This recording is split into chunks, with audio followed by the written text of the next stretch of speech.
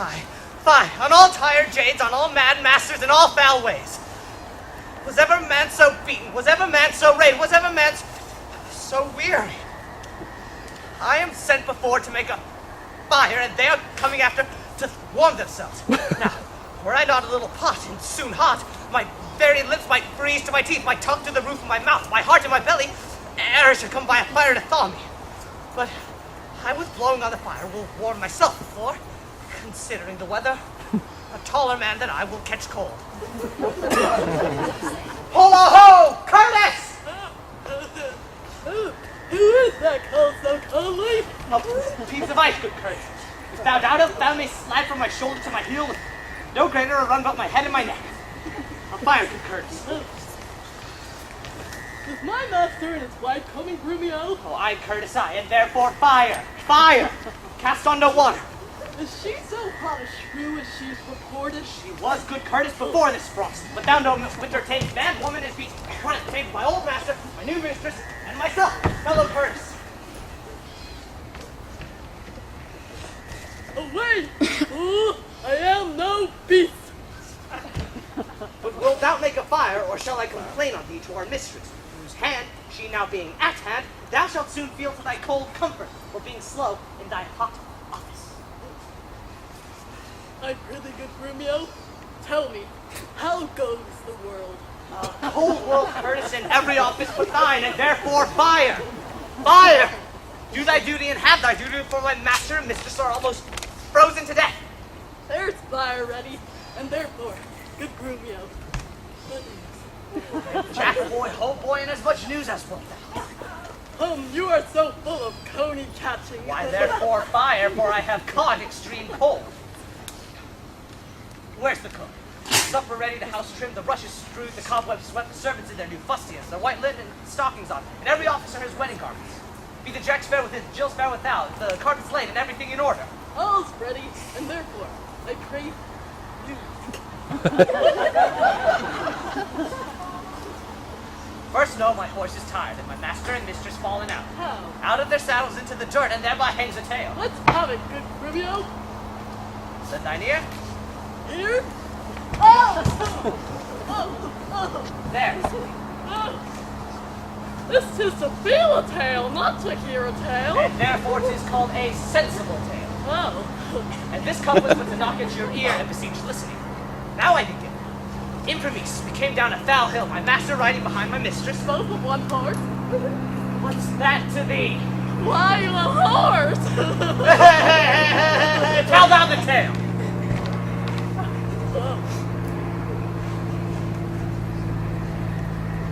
But, had thou not crossed me, thou should have heard how her horse fell and she under her horse. Thou should have heard in how miry place, how she was bemoiled. Thou should have heard how he left her with the horse upon her.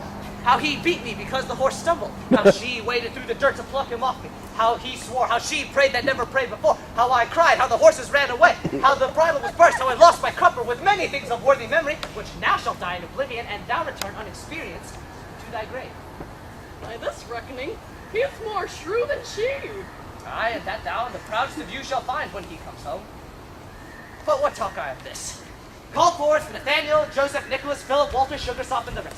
Let their coats be indifferent knit, their garters brushed, their blue coats trimmed, and let them not presume to touch a hair of my master's horsetails till they have kissed their hands.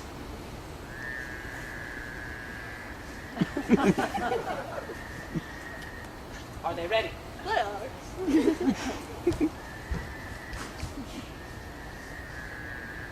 Call them forth.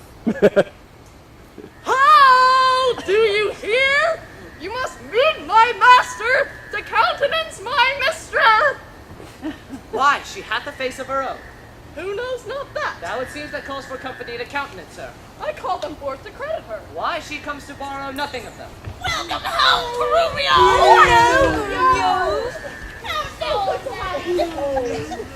What you, how now you, what you, and fellow you. And so much for greeting. Now, my spruce companion, is all things ready and all things neat? All things is ready. How near is our master? E'en at hand delighted by this, and therefore be not... God's passion, silence! I hear my master.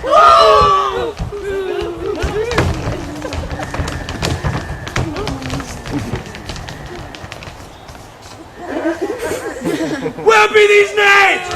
What no man don't hold my step nor take my horse? Where is Nathaniel, Gregory, Philip? Here, sir, here, sir. Here, sir, here, sir, here, sir, here, sir. You loggerheads and unpolished grooms. What? No attendance? No regard? No duty? Where is the foolish knave I sent before? Here, sir, and as foolish as I was before. You peasant swain, you whoreson, mount horse drudge, did I not bid thee meet me in the park and bring along these rascal knaves with thee? Nathaniel's coat, sir, was not fully made, and Gabriel's pumps were all unpinked at the heel. There was no link to color Peter's hat, and Walter's dagger was not come back from sheathing. There were none fine, sir, as Adam, Rape, and Gregory. The rest were ragged, old, and beggarly, as they are. Here they are come to meet you. Go, rascals, go and fetch my supper. Where is the life that we died? Sit down, Gates, and welcome.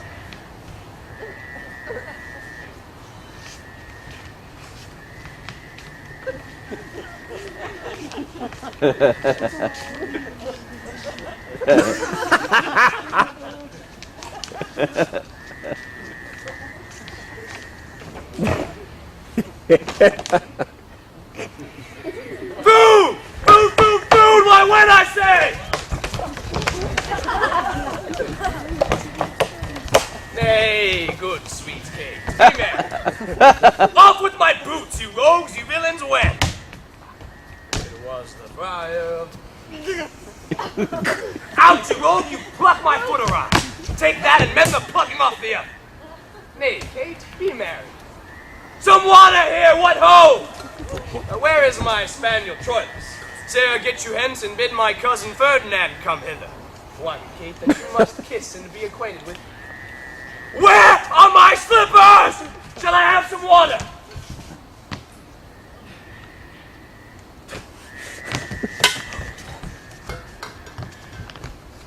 You whoreson villain! Will you let it fall?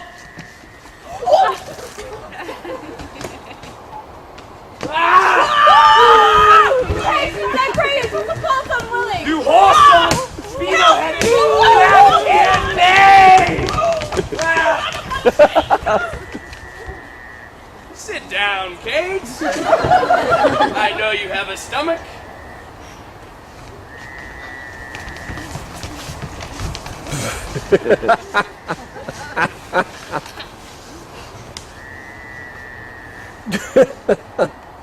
Will you give thanks, sweet Kate, or else shall I?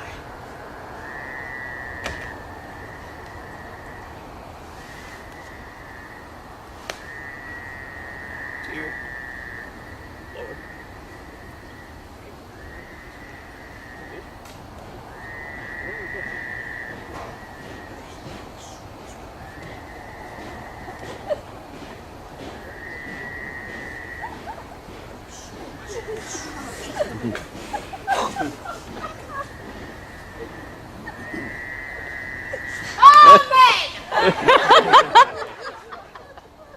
What's this?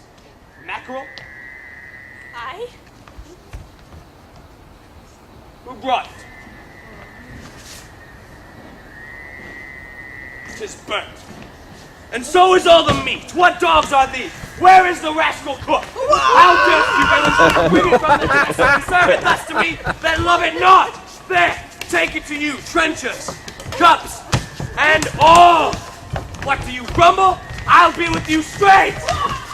I pray you, husband, be not so disquiet. The meat was well if you were so contented. I tell thee, Kate, was burnt and dried away, and I expressly am forbid to touch it, for it engenders choler, planteth anger, and better twere that both of us did fast, since of ourselves are choleric, than feed it with such over-roasted flesh. But be patient. Tomorrow it shall be mended, and for this night we'll fast for comfort. Come, I will bring thee to thy bridal chamber.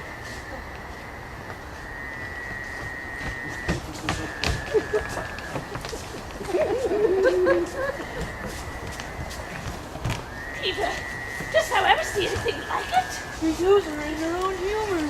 Where is he? In her room.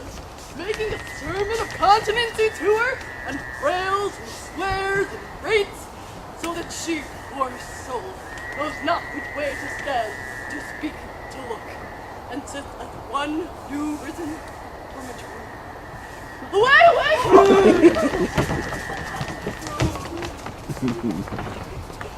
Thus have I politically begun my reign, and 'tis my hope to end successfully.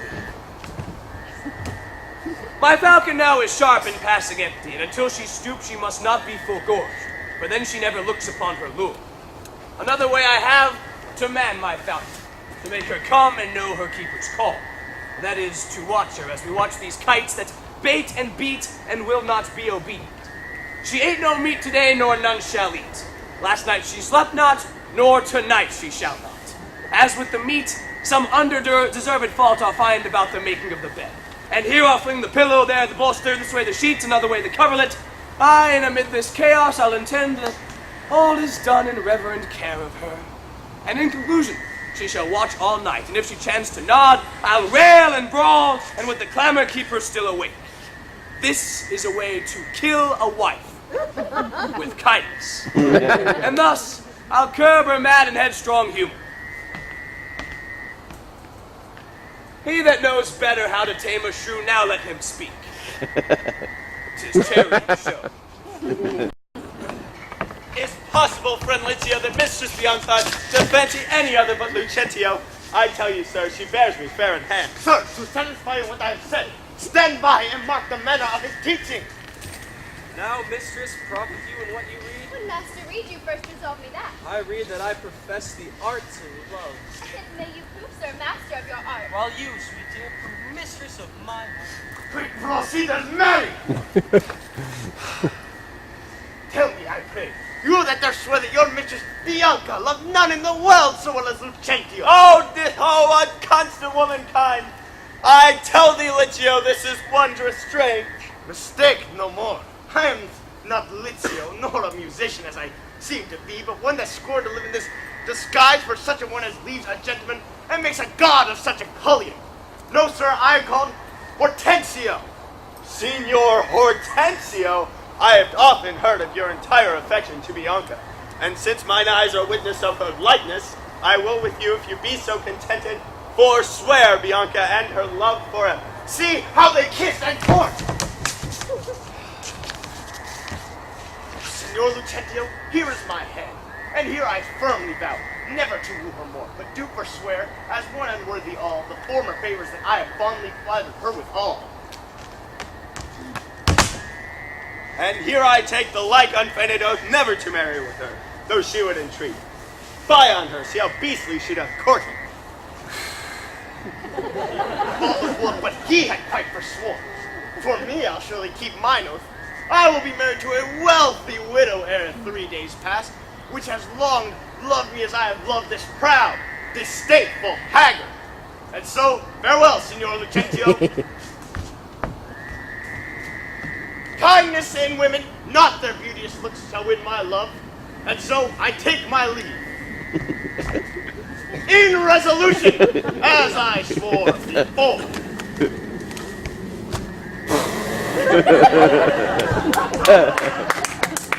Mistress Bianca, bless you with such grace as longeth to a lover's blessed case. Nay, I have taken you napping, gentle love, and have forsworn you with Hortensio. Tranio, you jest, but have you both forsworn Aye, me? mistress, we have. And we are rid of Licio. In faith, he'll have a lusty widow now that shall be wooed and wedded in a day. God, give him joy. Aye, and he'll tame her. He says so, Tranio? Faith, he has gone into the taming school. The taming school. What, is there such a place? Aye, mistress, and Petruchio is the master. Master! Master! Master, master!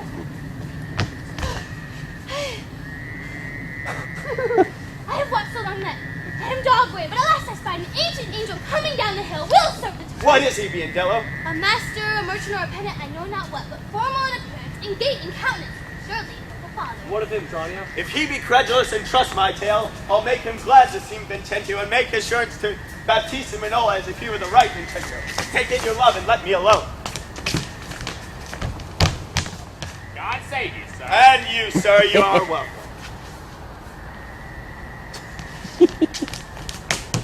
Travel you far on, or are you at the farthest? sir, at the farthest for a week or two, but then up farther, as far as Rome. So to Tripoli, if God lend me life. What countrymen, I pray? Of Mantua. Of Mantua, sir! May God forbid and come to Padua careless of your life! My life, sir? How I pray for that goes hard. 'Tis death for anyone in Mantua to come to Padua. Know you not the cause? 'Tis marvel but that you are newly come, you might have heard it else proclaimed about. Alas, sir, it is worse for me than so, for I have bills for money by exchange from Florence, and must here deliver them. Sir, to do you courtesy, this will I do, and this I will advise you. First, tell me, have you ever been at Pisa? Aye, sir, in Pisa I've often been. Pisa are renowned for great citizens. Among you know them one Vincentio? I know him not, but I've heard of him. A merchant of incomparable wealth. He is my father, sir, and sooth to say, in countenance somewhat doth resemble you. Like an apple doth an oyster. To save your life in this extremity, this favor will I do you for his sake, and think it not the worst of all your fortunes that you are like to Sir Vincentio. His name and credit shall you undertake, and in my house you shall be friendly lodged. Look that you take upon you as you should. You understand me, sir? So shall you stay till you have done your business in this city. If this be courtesy, sir, accept it. Aye, sir, I do, and will impute you ever the matron of my life and liberty. So then go with me to make the matter good. This I will let you understand. My father is here looked for every day to pass assurance of a dower in marriage twixt me and one Baptista's daughter here.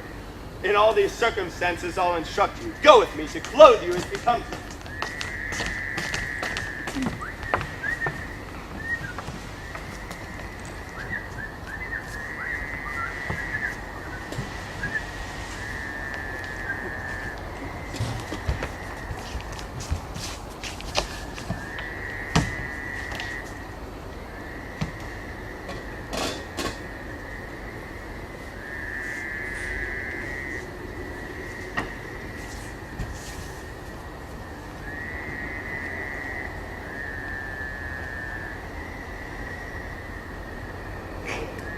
No, forsooth. I dare not for my life. The more my wrong, the more his spite appears. What, did he marry me to famish me?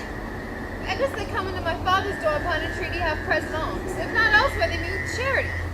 But I, who never knew how to entreat, nor never needed that I should entreat, am starved for it. Giddy, for lack of sleep, with oaths kept waking, and with brawling fed.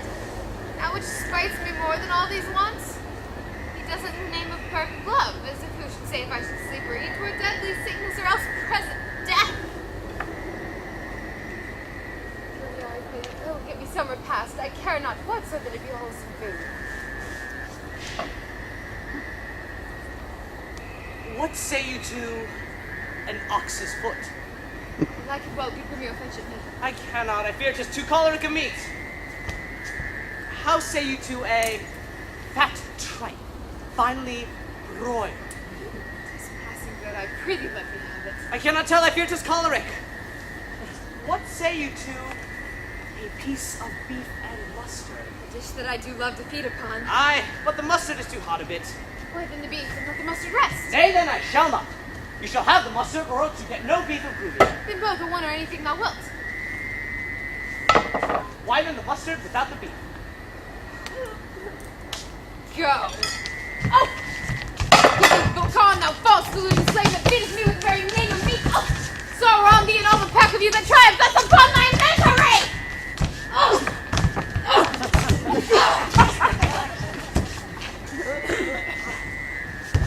How fares my Kate? What, sweeting all the mort?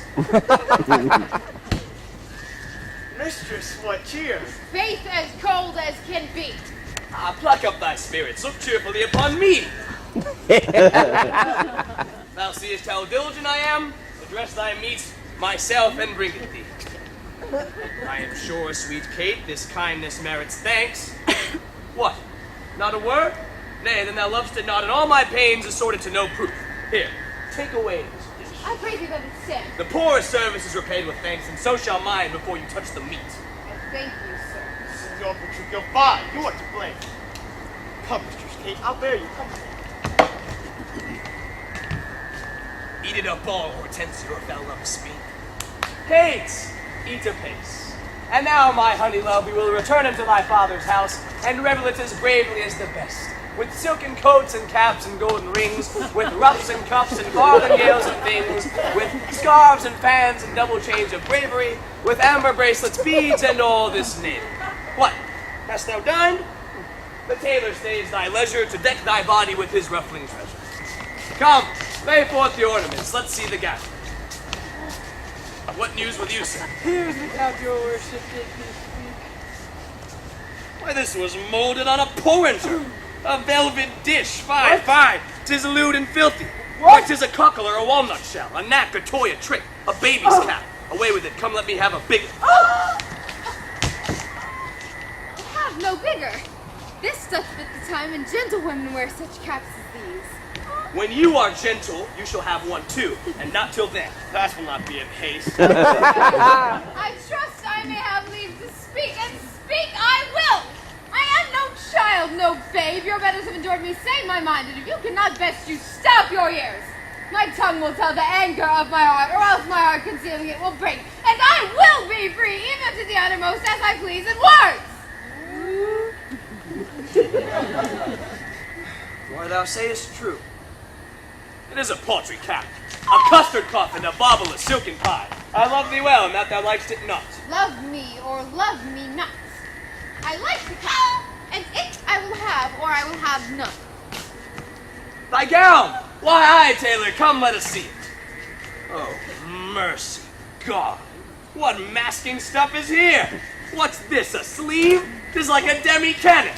What, up and down carved like an apple tart? Well, here's snip and nip and tuck and slish and slash like to a censor in a barber shop. Why, what a devil's name, tailor, cost thou this? I see she's like to have neither cap nor gown. You need me make it utterly insane according to the fashion and the time. Married and did, but if you be remembered, I did not bid you mar it to the time. I'll none of it, hence make your best. Oh, no. Oh. I never saw a better fashion gown. More quaint, more pleasing, nor more commendable.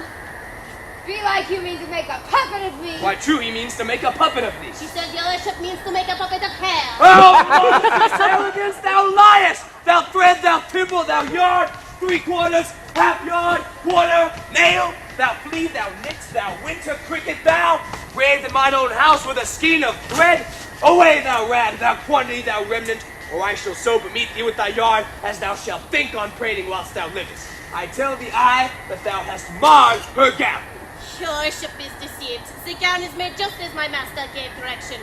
Grumio gave order how it should be done. I gave him no order, I gave him the stuff. But how did you desire it should be made? Very so, with needle and thread. But did you not request to have it cut? Thou hast faced many things in thy time. I have. Face not me! Thou hast braved many men, brave not me. I will neither be faced nor brave. I say unto thee, I bid thy master cut the gown, but I did not bid him cut it to pieces. Ergo, thou liest. So I hear the note of fashion to testify. Read it. The note lies in the throat if it says I say so. Imprimis, a loose-bodied gown. Master, if ever I said a loose-bodied gown, sew me in the hem of it and beat me to death with a spool of brown thread. I said a gown. Proceed. With a small cup I escape. confess the king. With a trunk sleeve. I confess 2 sleeves. The sleeve scarcely. Aye, there's the villainy. Error in the bill, sir, error in the bill. I bid thy master cut the sleeves out and sew it up again. And that I'll prove upon thee, though thy little finger be armed in a thimble. This is true that I say, and I have thee in place, so thou shouldst know it. Oh! I am for thee straight. Take thou the bill, give me thy yard, and spare not me. God of mercy, Romeo, then he shall have no arm. Hortensio, say that wilt see the tailor paid. Go, be gone, and say no more. Tailor, I'll pay thee for thy count tomorrow. Take no unkindness from his hasty words. Where is it? Commend me to thy master. Well, come, my Kate. We will unto your fathers even in these honest mean habiliments. Our purses shall be proud, our garments poor, for 'tis the mind that makes the body rich. And as the sun breaks through the darkest cloud, so honor appeareth in the meanest habit. What? Is the jay more precious than the lark because his feathers are more beautiful? Or is the adder better than the eel because his painted skin contents the eye? Oh, no, good Kate. Neither art thou the worse for this poor furniture and mean array. If thou countest it shame, lay it on me. And therefore, brother, we will unto thy fathers, and revel it as bravely as the best. Go bring our horses unto Long Lane End. There we will mount, and thither walk on foot. Let's see, I think 'tis now some 7 o'clock, and well, we may come there by dinner time. I dare assure you, sir, 'tis almost 2 and 'twill be supper time ere you come. It shall be 7 ere I go to horse. Look, what I do or speak or think to do, you are still crossing.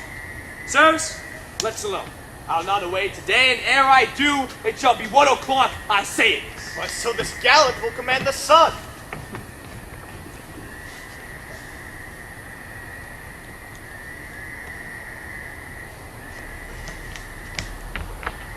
Sir, this is the house. Please it you that I call? Aye, what else?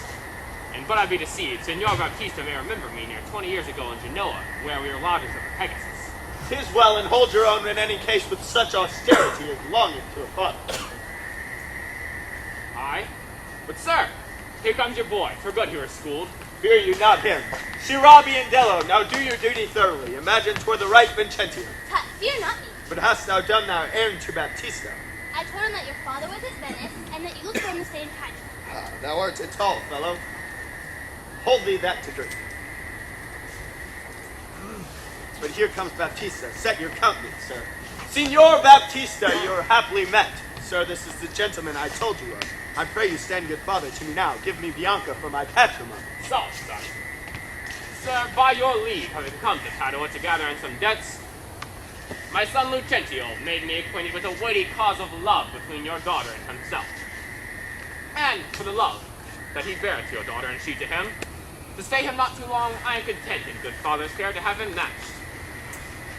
Precarious I cannot be with you, Signor Baptista, whom I hear so well. Sir, your plainness and your shortness please me well. Right true it is your son Lucentio here that doth love my daughter, and she loveth him, or both dissemble deeply their affections.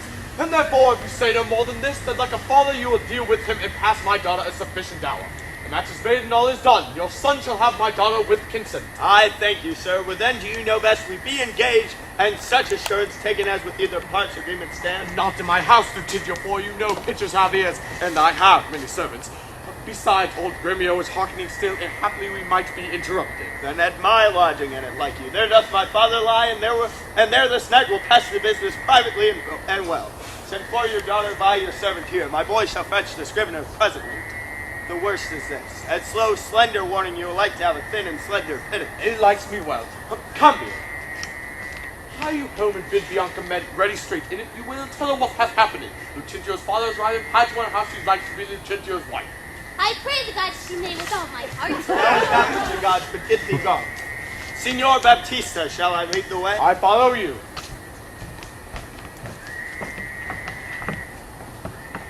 Cambio! What sayest thou, Bianella? You saw my master wink and laugh upon you? Bianella, what of that? Faith nothing. But he's left me here behind to expound the meanings or morals of the signs and tokens. I pray thee, moralize them. Then thus, Baptista is safe, talking the deceiving father for deceitful son. And what of him?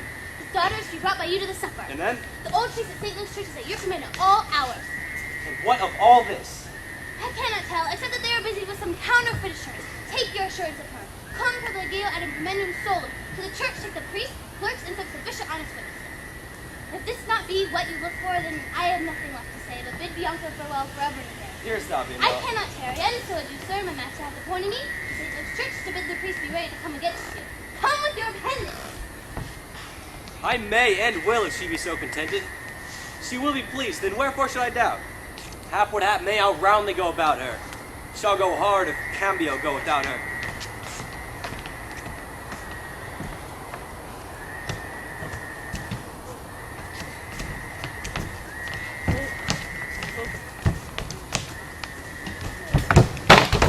Come on, in God's name, once more toward our fathers. Good Lord, how bright and goodly shines the moon. The moon. It's the sun. It's not moonlight now. I say it is the moon that shines so bright. I know it's the sun that shines so bright. Now by my mother's son, and that's myself, it shall be moon or star or what I list, or ere I journey to your father's house. Go on and fetch our horses back again. Evermore crossed and crossed, nothing but cross. Forward, I pray thee, since we've come so far, and be it moon or sun or what you please, henceforth thy vows shall be so for me. I say it is the moon. I know it's the moon. Nay, then you lie, it is the blessed sun. Thank God be blessed, it is the blessed sun. But sun is not when you say it is not, and the moon changes even as your mind. What you will have it called, even that it is, and so it shall be so. But how? Petruchio, go thy ways. The field is won. Well, forward.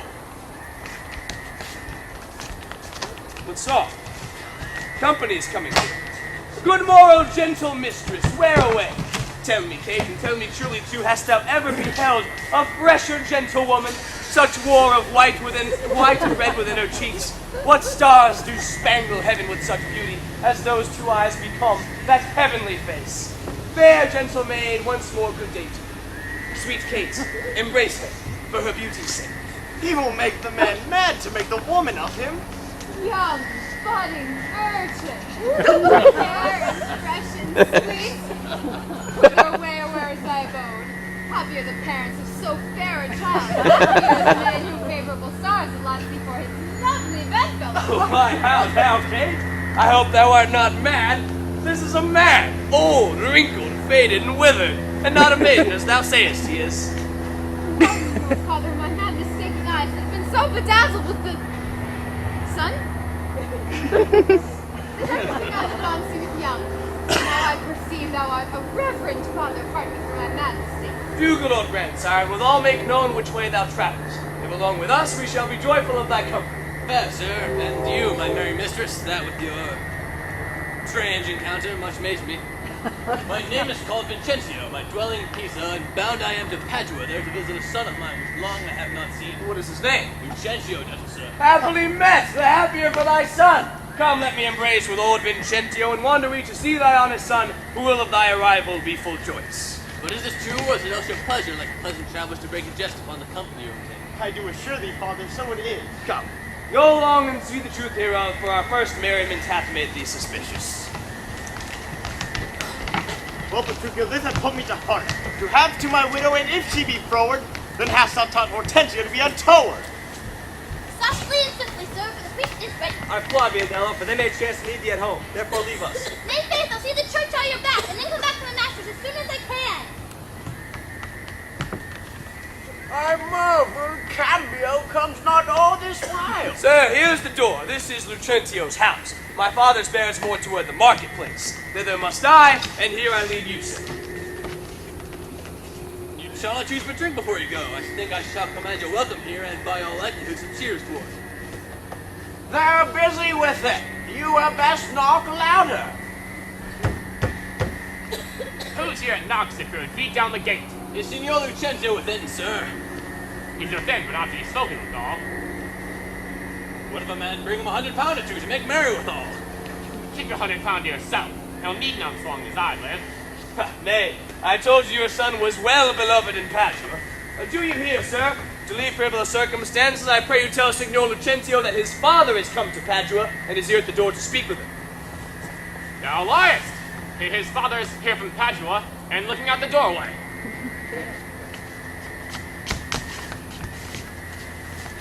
Art thou his father? Aye, sir. So his mother says, if I'm a believer. Why, how now, gentlemen? Why, this is flat knavery to take upon you another man's name. Lay hands on the villain. I believe someone has said he means the cousin someone under my countenance.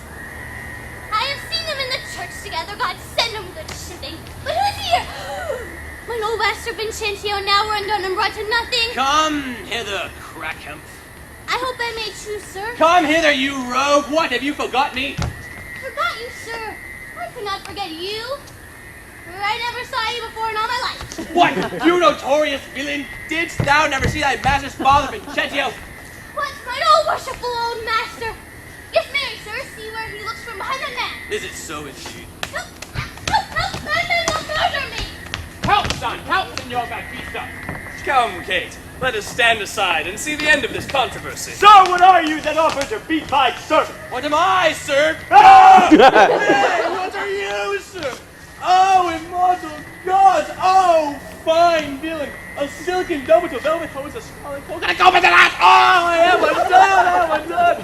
Well, I play the good husband, and all my son and my servants spend all of the universe, and How now, what's the matter?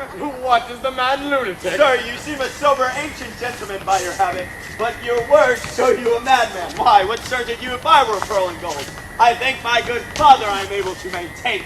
Thy father? Oh, villain, he is a sailmaker in Bergamo. You mistake, sir, you mistake. Pray, what do you think is his name? His name? As if I knew not his name. I have brought him up ever since he was 3 years old, and his name is Tranio. Away, away, madass! His name is Lucentio, and he's mine only son and heir to the lands of Nice, and your Vincentio. Lucentio? Oh, he has murdered his master! Lay hold on him! I charge you in the Duke's name! Oh, my son! My son! Tell me, thou villain, where is my son Lucentio? Call forth an officer!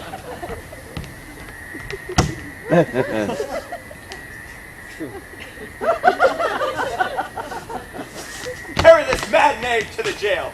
Father Baptista, I charge you, see he be forthcoming. Carry me to the jail. Stay, officer! He shall not go to prison. Talk not, Signor Gremio, he shall go to prison. Take heed, Senor Baptista, lest you be coney-cast in this business. I dare swear this is the right vengeance.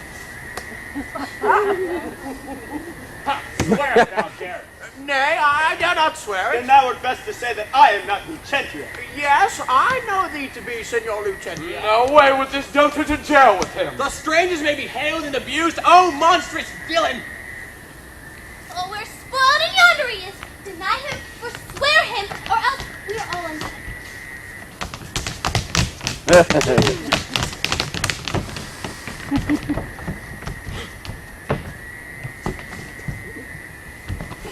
Pardon, sweet father. Lives, my sweet son. Pardon, dear father. How wast thou offended? Where's Lucentio? Here's Lucentio, right son to the right Vincentio that have by marriage made thy daughter mine, while counterfeit supposes blear thine eye. Here's plotting with a witness to deceive us all. Where is that damned villain Trino that faith and brave me in this matter so? Why, tell me, is this not my Cambio? Cambio is trained into Lucentio. Love wrought these miracles.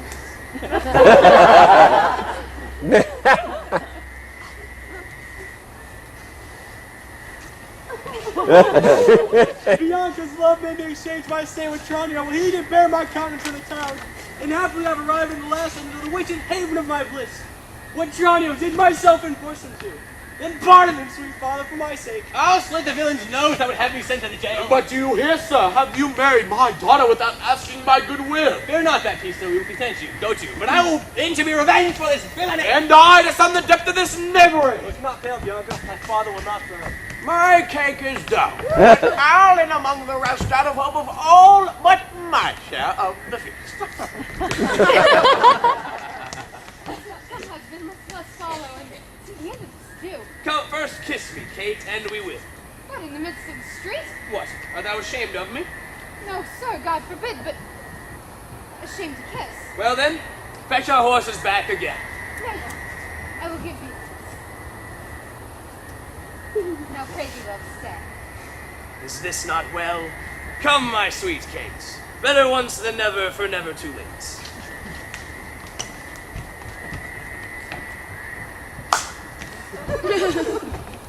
My fair Bianca, bid my father welcome while I with self-same kindness welcome thine. Brother Petruchio, Sister Caterina, and thou Hortensio with thy loving widow, feast with the best and welcome to my house. My banquet is to close our stomachs up after our great good cheer. I pray you, sit down, for now we sit to chat as well as you. Nothing but sit and eat and eat. Badger affords his kindness, son Petruchio. Badger affords nothing but what is kind. For both our sakes, I would that word were true. Now, for my life, Hortensio fears his widow. Then never trust me if I be afeard. You are very sensible, and yet you miss my sense. I mean, Hortensio is afeard of you. He that is giddy thinks the world turns round. Roundly reply.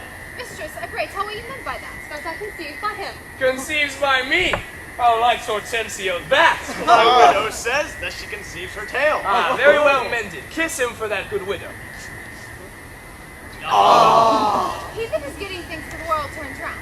I pray tell what you meant by that. Your husband, being troubled with the shrew, measures my husband's sorrow by his woe.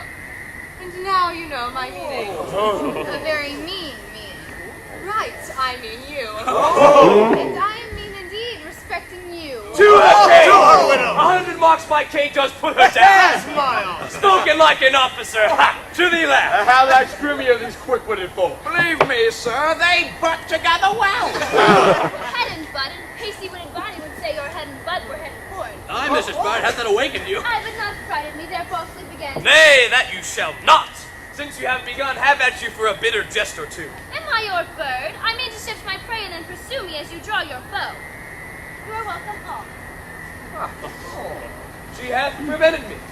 Here, Signor Tranio, this bird you aimed at, though you hit her not, and therefore held to all those who shot and missed. Sir Lucentio slipped me like his greyhound, which runs for himself and catches for his master. Swift simply with something courage. It is well you hunted for yourself. It is not your dearness. Hold you in the bed.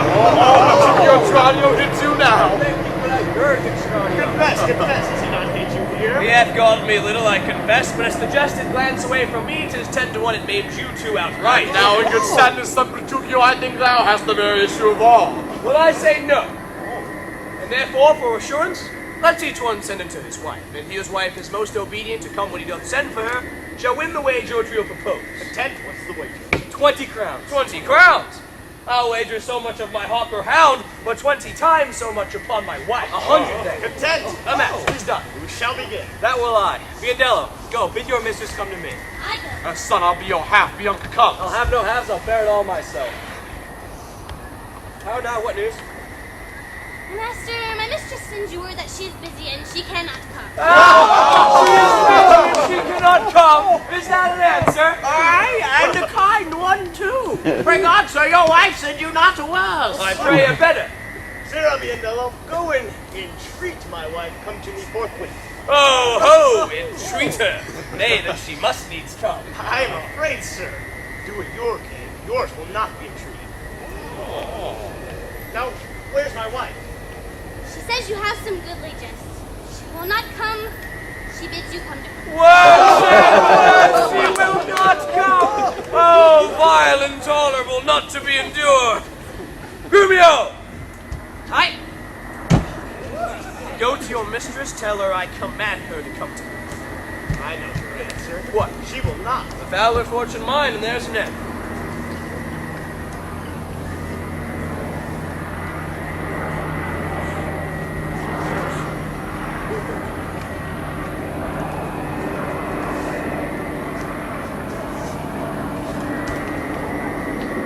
Holy damn, here comes Katharina. What is your will, sir, that you send for me? Where is your sister and Hortensio's wife? Yes, they conferring by the part of time. Go bring them hither. If they deny to come, swim before soundly into their husbands. Away, I say, and bring them hither straight. Here's a wonder if you're talking a wonder. I wonder what it bodes. Marry, peace it bodes, and love and quiet life, and all for rule and right supremacy. And to be short, what's not that sweet and happy? Now, fair before thee, good Petruchio, the wager thou hast won, and I will add unto the losses 20,000 crowns. Another dowry to another daughter, for she has changed as she has never been. Nay, I will win my wager better yet and show more sign of her obedience, her new-built virtue and obedience. See where she comes, bringing your wives as prisoners to her womanly persuasion. Catherine, that cap of yours becomes you not. Off with that bauble, throw it underfoot. Lord, let me never have a cause to sigh till I be brought to such a silly pass. Why, what foolish duty call you this? What your duty were as foolish too. The wisdom of your duty, fair Bianca, cost me 100 crowns in supper time. The more fool you for betting on my duty. Catherine, I pray you tell these headstrong women what duty they do owe their lords and husbands. Oh, come, you're mocking. We will have no telling. Come, I say, and first begin with her. She shall not. I say she shall, and first begin with her. Fie, unknit that threatening, unkind brow, and dart not scornful glances from those eyes to wound thy lord, thy king, thy governor. It blots thy beauty as frost do white the mead. Confounds thy fame as whirlwind shake fair buds, and in no sense is meet or amiable. A woman moved is like a fountain troubled, muddy, ill-seeming, thick, bereft of beauty, and while it is so, none so dry or thirsty will deign to sip or touch one drop of it. Thy husband is thy life, thy lord, thy keeper, thy head, thy sovereign, one that cares for thee, and for thy maintenance commits his body to painful labor both by sea and land, to watch the night in storms, the day in cold, whilst thou liest warm at home, secure and safe, and craves no other tribute at thy hands than love, fair looks, and true obedience. Too little payment for so great a debt. Such duty as a subject owes the prince, even such a woman oweth to her husband. And when she is froward, peevish, sullen, sour, and not obedient to his honest will, what is she but a foul, contending rebel and graceless traitor to her loving lord? I am ashamed that women are so simple, to offer war when they should kneel for peace, to seek for rules of primacy and sway when they are bound to serve, love, and obey. Why are our bodies soft and weak and smooth, unapt to toil and trouble in the world, but that our soft conditions and our hearts should well agree with our external parts? Come, you froward and unable worms. My mind hath been as big as one of yours, my heart as great, my reason haply more, to bandy word for word and frown for frown. But now I see, our lances are but straws, our strength as weak, our weakness past compare, and seemingly which we indeedly saw. Then veil your stomachs, for it is no boot, and place your hand below your husband's foot. In token of which duty, if you please, for my hand is ready. Why, there's a wench. Come on and kiss me. Oh, go thy ways, for thou shalt have it. 'Tis a good hearing when children are toward. The harsh hearing when women are froward. Come, Kate, we'll to bed. We three are married, but you two are sped. 'Twas I that won the wager, though you hit the white. And being the winner, God give you good night.